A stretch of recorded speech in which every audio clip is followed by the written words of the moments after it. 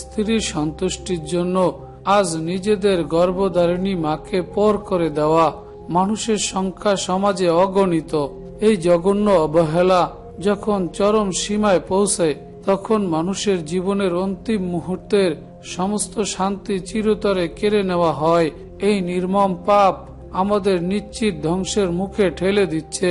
মায়ের তীব্র অসন্তুষ্টির কারণে মানুষের জীবনের সমস্ত নেক আমল এক মুহূর্তে সম্পূর্ণ ধ্বংস হয়ে যায়। রাসূলুল্লাহ সাল্লাল্লাহু আলাইহি ওয়াসাল্লামের যুগে আলকামা নামের এক নিষ্ঠাবান সাহাবী জীবনের শেষ মুহূর্তে শয্যাশায়ী হলেন, কিন্তু তীব্র কষ্টের মাঝেও তার মুখ থেকে কিছুতেই পবিত্র কালিমা বের হচ্ছিল না। এই খবর পেয়ে আল্লাহ রাসূল সাল্লাল্লাহু আলাইহি ওয়াসাল্লাম অত্যন্ত বিচলিত হলেন। তিনি খোঁজ খবর নিয়ে জানতে পারলেন আলকামার বৃদ্ধা মা তার উপর ভীষণ অসন্তুষ্ট ছিলেন। আলকামা তার স্ত্রীর মন জোগাতে গিয়ে নিজের জন্মধাত্রী মাকে তীব্র অবহেলা করেছিলেন। বৃদ্ধা মা বুক ফাটা কান্নায় বললেন, আমি তাকে কখনই ক্ষমা করব না। তখন রাসূল সাল্লাল্লাহু আলাইহি ওয়াসাল্লাম আলকামাকে জীবন্ত পুড়িয়ে ফেলার জন্য শুকনো লাকড়ি জড়ো করতে বললেন। মায়ের সামনে আগুনের লেলিহান শিখা দেখে বৃদ্ধা মা ডুকরে কেঁদে উঠলেন। ঠিক এই মুহূর্তেই রহমতের বাণী নিয়ে রাসূল সাল্লাল্লাহু আলাইহি ওয়াসাল্লাম মনে করিয়ে দিলেন, মায়ের সন্তুষ্টি ছাড়া সন্তানের জীবনের কোনো আমলেই আজ আল্লাহর দরবারে কবুল হবে না। হাদিসে এসেছে, পিতামাতার অসন্তুষ্টির মাঝে মহান আল্লাহর চূড়ান্ত অসন্তুষ্টি লুকিয়ে রয়েছে। সন্তান যতই অবহেলা করুক, মায়ের সামনে যখন ধ্বংসের আগুন জ্বলে ওঠে তখন মায়ের অন্তর আর সইতে পারে না। আজ আমাদের সমাজে মায়েরা নীরব সেই আগুনের যন্ত্রণা সহ্য করছেন। মায়ের মন ভাঙার এই নির্মম পাপ থেকে বাঁচতে না পারলে জান্নাতের সুবাস পাওয়া কোনোভাবেই সম্ভব নয়। হাদিসে এসেছে, মায়ের পায়ের নিচেই সন্তানের প্রকৃত জান্নাত রয়েছে। মায়ের ক্ষমার আকুতিতে কেবল সন্তানের জীবনের সমস্ত বন্ধ দুয়ার মুহূর্তে খুলে দিতে পারে। এই বাস্তব সত্যকে অস্বীকার করার কোনো পথ নেই। তাই সব অহংকার ভেঙে মায়ের সেবায় নিজেকে সম্পূর্ণ বিলীন করে দিয়ে আল্লাহর পরম সন্তুষ্টি অর্জন করতে হবে। আল্লাহ তাআলা বলেন, তোমরা তোমাদের পিতামাতার সাথে সর্বোত্তম সদ্ব্যবহার প্রদর্শন করো। আলকামার জন্য প্রস্তুত করা লাকড়ির স্তূপের সামনে দাঁড়িয়ে আলকামার মা চিৎকার করে কাঁদতে লাগলেন। তিনি আর্তনাদ করে বললেন, হে আল্লাহর রাসূল, আমার চোখের সামনে আমার কলিজার টুকরো সন্তানকে এভাবে আগুনে পুড়িয়ে মারবেন না।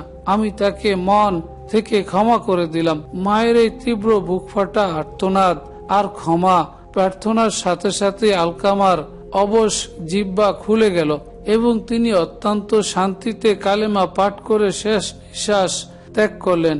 ঠিক এই মুহূর্তেই রাসূল সাল্লাল্লাহু আলাইহি ওয়াসাল্লাম সাহাবীদের দিকে তাকিয়ে এক মহান চিরন্তন সত্য ঘোষণা করলেন যে মায়ের ক্ষমার কারণে আলকামা আজ জাহান্নামের চিরস্থায়ী কঠিন আগুন থেকে সম্পূর্ণ মুক্তি পেল। মায়ের হৃদয়ের ভালোবাসা এত অতুলনীয় যে নিজের সমস্ত কষ্ট ভুলে সন্তানের জীবনের সর্বোচ্চ বিপদে মাই সবার আগে এগিয়ে আসে। মায়ের মন থেকে দেওয়া ক্ষমাই সন্তানের পরকালের চিরন্তন মুক্তি এবং জান্নাত পাওয়ার একমাত্র মাধ্যম। মায়ের মুখের ক্ষমা বাণী শোনার সাথে সাথে অশান্ত মন যেভাবে শান্ত হয় তার বিকল্প আর কিছুই হতে পারে না। সন্তানকে নরকের আগুন থেকে বাঁচাতেই মাই একমাত্র আশ্রয়। সেই মায়ের অবাধ্য হওয়া জঘন্যতম অপরাধ। আজ মায়ের বুকে জড়িয়ে ধরে নিজের ভুলগুলো শুধরে নেওয়া উচিত। রাসূল সাল্লাল্লাহু আলাইহি ওয়াসাল্লাম বলেছেন, সবচেয়ে বড় গুনাহ হলো পিতামাতার অবাধ্য হওয়া। আলকামা জানাজা শেষ করার পর রাসূলুল্লাহ সাল্লাল্লাহু আলাইহি ওয়াসাল্লাম কবরের পাশে দাঁড়িয়ে সমস্ত সাহাবীদের উদ্দেশ্যে অত্যন্ত গভীর কণ্ঠে বললেন, হে মুজাহির ও আনসারগণ, যে ব্যক্তি নিজের স্ত্রীর কথা শুনে নিজের বৃদ্ধা মাকে কষ্ট দেয় তার উপর আল্লাহ, ফেরেশতাকুল এবং সমস্ত মানব জাতির চিরন্তন অভিশাপ বর্ষিত হয়। ঠিক এই মুহূর্তে ইসলামের এই মহান মূল শিক্ষাটি সবার হৃদয়ে সৃষ্টি করল যে মায়ের অধিকার রক্ষা করার প্রতিটি মুসলমানদের জন্য ফরজ। মায়ের অবাধ্য মানুষকে দুনিয়া ও আখেরাতে পুরোপুরি নিঃস্ব ও লাঞ্ছিত করে ছাড়ে। আলকামার জীবনের এই ঘটনাটি আমাদের বারবার মনে করিয়ে দেয় যে মায়ের পায়ের নিচে জান্নাত খোঁজার মাঝেই মানুষের জীবনের আসল সার্থকতা নিহিত রয়েছে। অন্যথায় অবধারিত ধ্বংস থেকে কেউ বাঁচতে পারবে না। মায়ের চেয়ে বড় হিতাকাঙ্ক্ষী দুনিয়াতে আর কেউ নেই। তাকে কষ্ট দিলে আল্লাহর অভিশাপ অবধারিত। মায়ের অবাধ্যতার অভিশাপ আমাদের সাজানো জীবনকে এক নিমিষে শ্মশান করে দিতে পারে। আজ আমাদের চোখের সামনে এই সত্য বারবার প্রমাণিত হচ্ছে। আসুন মায়ের চরণে মাথা নত করে বিনয় হই, তবেই জীবনের প্রকৃত শান্তি ও বরকত ফিরে আসবে এবং পরকালে মহান আল্লাহর আরশের নিচে চিরস্থায়ী পরম আশ্রয় মিলবে।